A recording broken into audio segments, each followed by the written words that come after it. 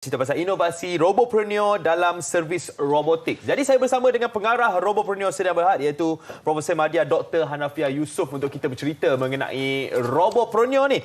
So mungkin kita boleh ceritakan sebenarnya Doktor, apa produk yang ditawarkan oleh Robopreneur Sedia Berhad ni kan? Orang boleh beli robot. Okey, terima kasih Aziz dan semua pendengar MHI.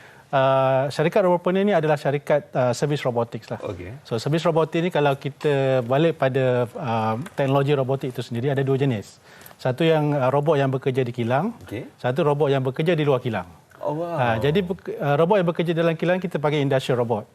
Robot yang bekerja di luar kilang kita panggil servis robot. Okay. Jadi kalau kita tengok sekarang robot yang banyak digunakan di restoran, robot yang ada mata kucing, ada suara tu kan. Itu kebanyakan daripada kita lah.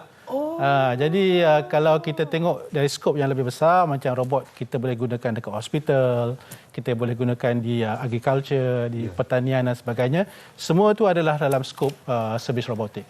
Okey, so maknanya robot yang berada di restoran tu adalah robot servis lah? Betul. Ya. Robot industri adalah robot yang buat yang besar tu. Ya, yang buat kerja-kerja di kilang tu. Itu robot industri lah. Okey. So kalau kita tahu kebanyakan tempat sekarang menggunakan robot kan, nak mempercepatkanlah orang kata proses ke apa servis apa semua. Jadi apa sebenarnya manfaat yang robot-robot yang dikeluarkan oleh Robopreneur ni? Okey, sebenarnya ada tiga elemen penting kalau bercakap dari segi manfaat. Satu dari segi peningkatan produktiviti, kedua dari segi peningkatan efisiensi, yang ketiga adalah pengurangan kos. Kalau saya ambil contoh macam robot yang kita gunakan di restoran tu, kita panggil Delibot. So robot ni sebenarnya dapat menggantikan tugas 4 orang waiter di restoran. Satu robot 4 orang. Jadi itu dari segi produktiviti lah. Dari segi efisiensi, kalau kita charge robot tu dalam masa 2 jam, dia boleh bekerja dalam masa 12 jam contoh. Jadi dia boleh bekerja double shift. Kalau human waiter, maybe dia satu shift atau dia kena rehat 1 jam dan sebagainya. Kalau robot, dia tak ada rehat, tak ada pergi toilet dan tak ada komplain, tak merungut. Jadi tak ada cuti dan sebagainya. Dia boleh gunakan sepanjang masa. Itu dari segi efisiensi lah. Dan seterusnya dari segi pengurangan kos pula, sebenarnya kalau dari jangka masa yang panjang, penggunaan robot ni lebih menjimatkan.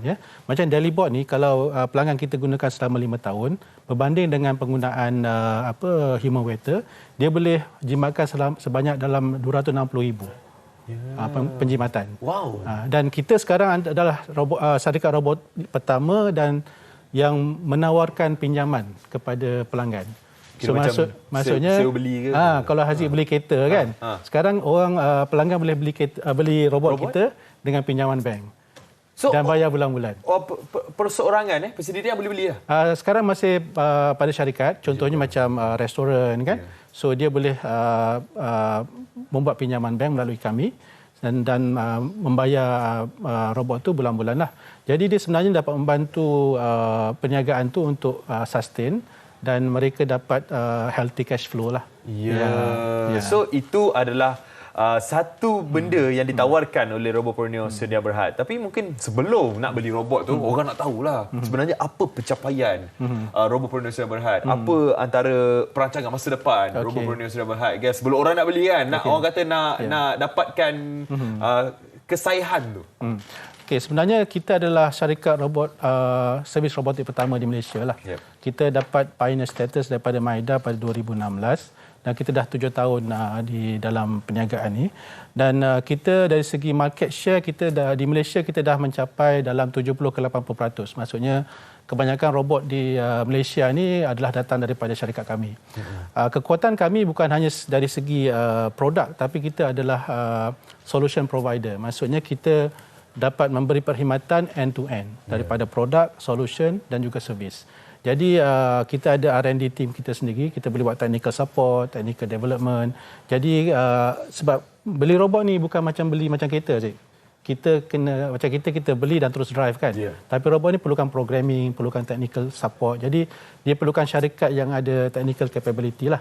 Jadi kita sebenarnya syarikat yang ada keupayaan dari segi technical dan kita dah memenangi beberapa anugerah utama lah, antaranya Ernst & Young Technopreneur of the Year 2021 dan banyak lagi penganugerahan dalam dan luar negara. Dan dari segi produk kita ada 14 produk sekarang, 16 produk dan kita ada 4 core solution. Dan sepanjang 7 tahun ni kita dah mencapai jualan dalam 15 ke 16 juta. Jadi sekarang kita tengah dalam proses untuk meluaskan perniagaan ke luar negara. Sekarang pun kita ada beberapa perniagaan dengan macam Singapura, Germany, India dan Qatar kan. Tapi sekarang kita tengah dalam proses untuk fundraising untuk meluaskan perniagaan ke Asia. Jadi kita juga membuka peluang kepada para pelabur untuk bersama-sama dengan kita, dan sekarang kita dalam proses fundraising round sebenarnya. Jadi kita boleh bersama-sama lah untuk membangunkan teknologi ini. Ya, okey. Secara ringkasnya, Doktor mungkin boleh ceritakan, Doktor adalah seorang pensyarah dan dengan cerita UiTM ada peranan yang besar dalam bantu untuk mengembangkan perniagaan ini. Mungkin Doktor secara ringkas boleh ceritakan itu.